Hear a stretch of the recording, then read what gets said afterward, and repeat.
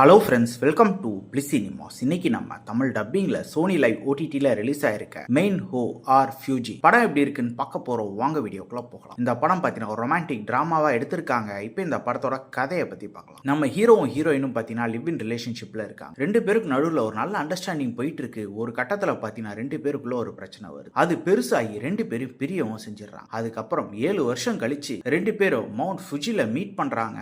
அதுக்கப்புறம் அவங்க வாழ்க்கை எப்படிலாம் மாறுது, அந்த 7 வருஷம் அவங்க எப்படிலாம் இருந்தாங்க, அவங்க லவ் லைஃப் எப்படிலாம் இருந்தது, கடைசியில் என்னதான் ஆச்சு அப்படின்றது தான் இந்த படத்தோட மொத்த கதையே. இப்போ இந்த படத்தோட பாசிட்டிவ் நைட் பற்றி பார்க்கலாம். பாசிட்டிவ் கண்டிப்பாக பெர்ஃபார்மன்ஸை சொல்லலாம். படத்தில் நடிச்சிரு எல்லாருமே ஒரு நீட்டான பெர்ஃபார்மன்ஸே கொடுத்துருக்காங்க. அதே மாதிரி கேரக்டர் ரைட்டிங் வைஸ் பார்க்கும்போது நம்ம ஹீரோ ஹீரோயின் கேரக்டர் நல்லாவே எழுதியிருக்காங்க. அவங்கள ஃபாலோ பண்ண இந்த படத்தை பார்த்து முடிச்சிடலாம். படத்தில் ஒரு லவ் போர்ஷன்ஸ்லாம் நல்லாவே இருக்கு. அதே மாதிரி ரெண்டு பேருக்கும் பிரேக்கப் ஆனதுக்கப்புறம் வர எமோஷனல் சீன்ஸுமே சூப்பராகவே இருந்தது. டெக்னிக்கலியும் படம் சவுண்டாகவே இருக்கு. சினிமோட்டோகிராஃபி, சவுண்ட் எஃபெக்ட்ஸ், பிஜிஎம் எல்லாமே. ஸ்கிரீன் பிளேஸ் பார்த்தீங்கன்னா அதே டெம்ப்ளேட்டான ஸ்கிரீன் பிளே தான். ஏன்னா ஸ்டோரி பிளாட்டும் பெருசா புதுசா எதுவும் கிடையாது. அரக்க பழசான ஸ்டோரி பிளாட் தான். அதுக்கேற்ற மாதிரி தான் ஸ்கிரீன் பிளேவும் பண்ணியிருக்காங்க. நமக்கு சீன்ஸ் எல்லாமே கிட்டத்தட்ட ப்ரெடிக்டபிளா தான் இருக்கு. ஒரு சில போர்ஷன்ஸ் லாக் அடிக்கவும் செய்யுது. மொத்தத்தில் என்கிட்ட கேட்டீங்கன்னா இது ஒரு ஒன் டைம் வாட்சபிள் படம் தான். வேணும்னா ட்ரை பண்ணி பாருங்க. இந்த படத்துக்கு நம்மளோட ரேட்டிங் கேட்டீங்கன்னா 10க்கு 6 மார்க் கொடுக்கலாம். இன்னொரு வீடியோவில் சந்திக்கலாம். தேங்க்யூ.